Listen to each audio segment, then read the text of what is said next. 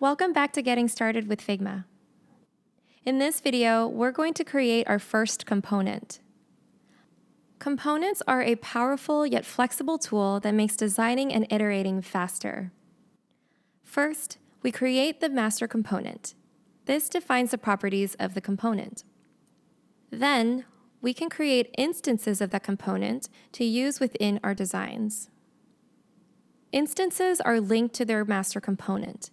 If we want to change an aspect of our design, we only need to change the master component and all instances will reflect the change.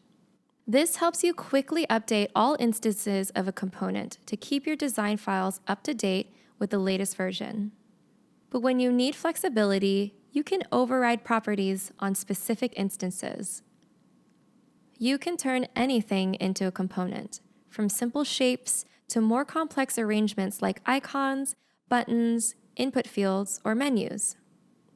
Let's see how this all works by creating a simple button component.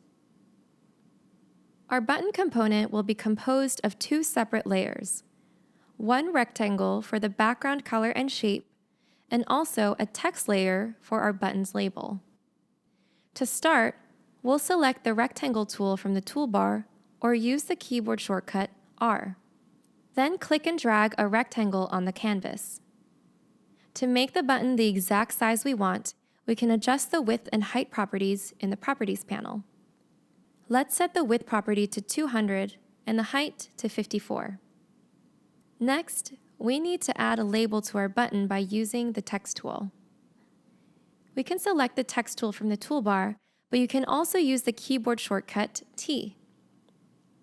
With the Text tool active, we'll click on top of our rectangle background shape to create a new text layer above it. When we use this button in our designs, we'll customize the label to fit where it is being used.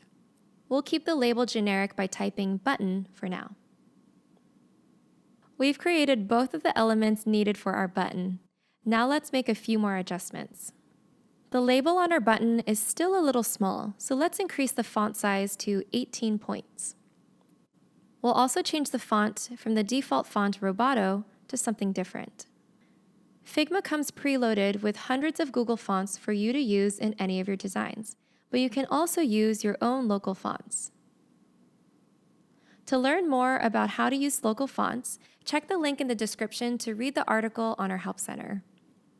For now, we'll search the Google font Gothic A1 and apply it to our label.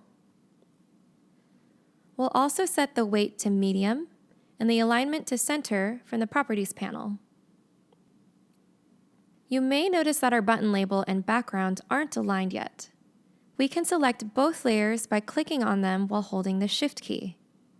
Click Align Horizontal Centers and Align Vertical Centers above the Properties panel to center the label above the background. Even though our layers are centered, the text still sits a bit higher than I like due to the extra space at the bottom of the bounding box intended for descending characters.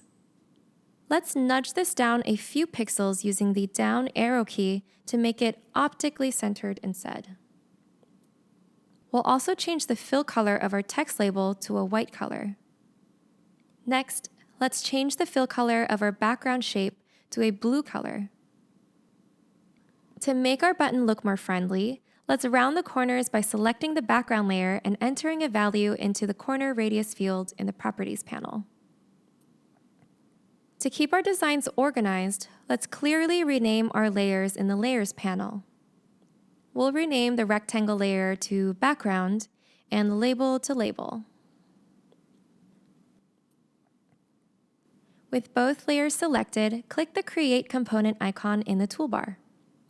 Master components are shown with a purple quadruple diamond icon in the Layers panel. Expanding our new master component reveals our two original layers within it. We also want our components to have a descriptive name, so let's rename it to button/primary. While holding down the Option key, we can click and drag from our component to create an instance. Instances are displayed with a single diamond icon in the Layers panel. Whenever we make updates to the master, the instances that we are using in our designs will reflect those changes. To demonstrate this, we can select the background layer of our button and change the fill color. When we do, the instance of that button is simultaneously updated. Without components, we would need to locate and update each individual button in our design file instead. Components help keep your design files consistent. Since each instance will inherit updates, you never need to worry about any of your buttons becoming out of date. But there are times when you don't want your instances to update. This is when we apply overrides. An override is when you customize a property of an instance so that it's different from the master component. Overrides will not be updated when you edit the master. They help turn rigid components into a flexible design tool. We can demonstrate this by editing the text of our button to say Add to Cart.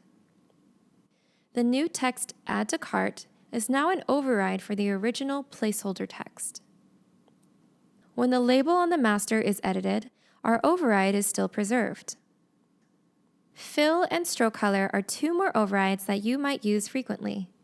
These are all the properties that you can override. When you start using the components in your designs, you'll probably find it easier to browse for all of your components in a single location. To see all of your components within the file, you can click on the Assets tab at the top of the Layers panel. When you enable a team library, components from that library will also be displayed here. We'll talk more about the team library in a future video. Components are one of Figma's most powerful features, but we've only covered the basics in this video. This single button component can be used to build an entire system of buttons for secondary, hover, disabled states, and more. If you want a more comprehensive look at components, check out our components playlist and our article on components best practices in the video description. In the next video, we'll take a look at how you can save and reuse properties as styles. We'll see you there.